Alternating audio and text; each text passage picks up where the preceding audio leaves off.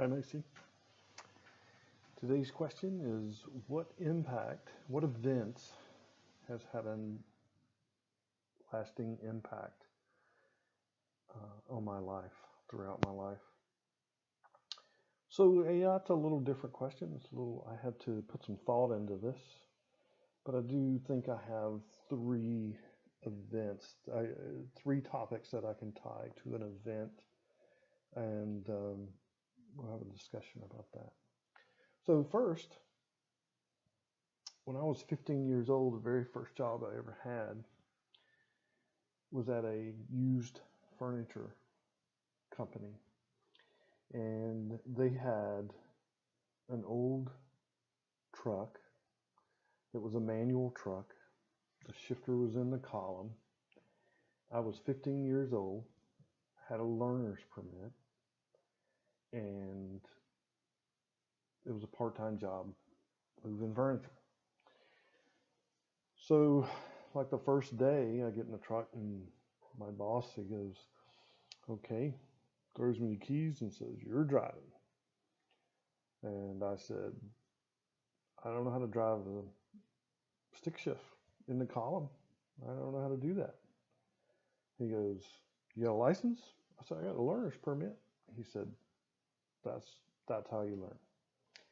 So I had a very bad experience learning to just drive a car because my father was not a patient person, and he would yell and don't do that, you're going to kill us all. So it was a weird experience. So here I am, my first job ever. Now I've got to drive a stick shift truck that I have no clue how to do it. But what I learned from that was, first of all, my boss was amazingly patient. The first thing we did was get in the truck.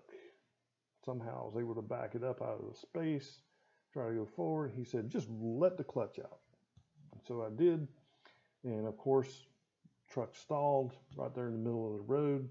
I looked at him, he looked at me, and he said, that's the worst that can happen. Just keep doing, keep trying. And that kind of, he was so calm, and his demeanor was just like, yeah, we'll get there. Don't worry about it. And I must have stalled that thing 50 times the first week I was at work. We'd be at a busy intersection or whatever, but he never freaked out. He just said, you might want to crank that back up because there's a car coming. And he was so calm and so patient. And wow, not only did I learn how to drive a stick shift truck, but I learned a very important lesson, both for myself and for the leader I hope to become, I hoped I have become, to be patient with failure. That success is built on a series of failures, and there's no need to freak out over it, no need for yelling and screaming. Failures are a necessary part of learning. And so as you become a leader and as you work with people, you have to give them the sense of security that it's okay to fail, because that's the process you have to go through to be successful. And you have to commit to spending that time with the people with the right attitude and a huge amount of grace and understanding, and allow them to grow. Once you get through those failures, once you get through that, doesn't mean you'll never fail again, just means it's going to be easier. One of the later in life, not much later, but several years later, 10 years later, I had a job. I was selling cars, and I sold more manual transmission cars than anybody else there. And it's because I knew that a lot of them were young ladies or young guys coming in, getting their first car, and what they could afford was a manual car, not an automatic. And I would make a deal with them: if I can teach you how to drive this car until you're comfortable, not my standards, but your standards, will you buy this car if I can teach you how to drive it in 30 minutes? And they're like, yeah, okay, sure. So we'd go to a safe place behind the dealership on an abandoned road. And I did the same thing to them that my boss did with me. Just let the clutch out all the way. The car would stall. I'd look at him and say, "What's the worst that could happen? Let's just keep trying, let it out slow." And it had an impact on me. It changed who I am as a leader. Having another leader spend time with me and be patient with me. So I encourage you to do the same with others. This is less of an event, more of a process, but another of the things I learned was goal setting. And there was a particular event where I really put myself out there. I'd listened to Zig Ziglar and I'd listened about goal settings. And when I say listen, this is back in the days when you rode around in your car and you listened to cassettes of people talking. No internet, no videos per se at that time. So I was really fascinated by the goal setting thing and setting a goal, creating first steps, next steps, and processing through. But I'd never done anything big. And so here I am working for a computer store, very passionate about the computer business and the IT business, but I made $18,000 a year. It wasn't a lot of money. So the first thing that popped in my head is I want to make $24,000 a year. Then I'm somebody. That's $2,000 a month. That's a goal. Well, what kind of time frame would I put around that? Well, I put a 2-year time frame. And I said, okay, well, how will I accomplish this? And I said, well, I'm going to find a job that pays $24,000 a year in this industry, and I'm going to become that person. So for 2 years, and I identified someone that did that, a network administrator, so for some company. And so I committed myself to learning everything that person did, everything that was required of someone that makes that much money in that position. I read books, I read manuals, I did everything I could do to become that person. Within a 2-year time frame, I interviewed for a job as a network administrator at a hospital. They asked me how much I wanted, $24,000 a year. I was hired. I had went through the process of creating a long-term goal. I gave myself steps. I set myself a deadline, a timeline, and I went through that process. It was so amazing that I immediately set my next goal to make $30,000 a year. What do I have to do to make $30,000 a year? Gave myself a 2-year time frame. Looked ahead. What technologies do I need to perfect? Who do I need to become?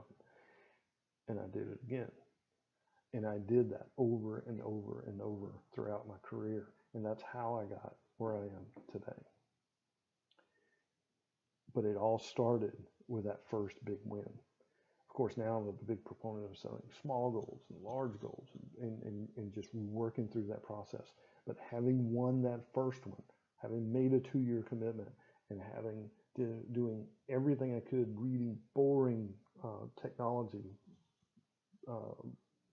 manuals and memorizing stuff and practicing, setting up example networks and playing, I got there.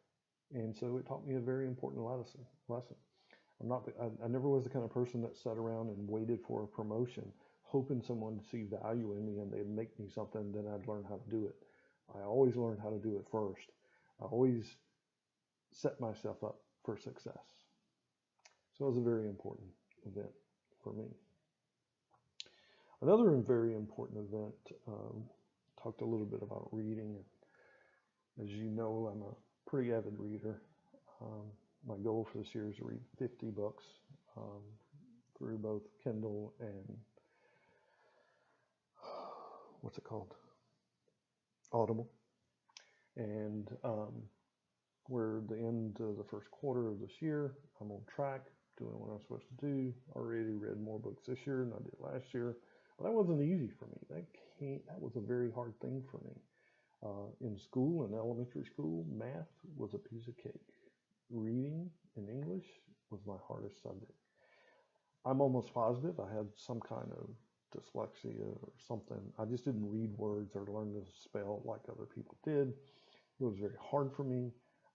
And so as a result of that, I hated reading. I hated everything there was about it. Then one day I got a job.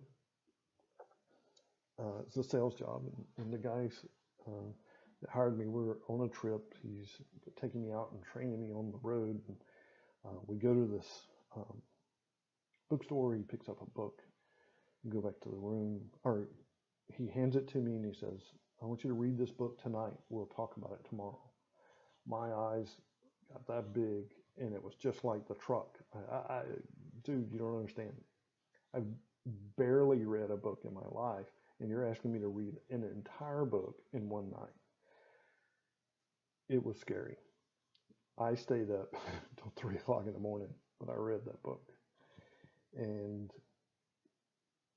it changed me to learn to invest in myself, even if it's hard.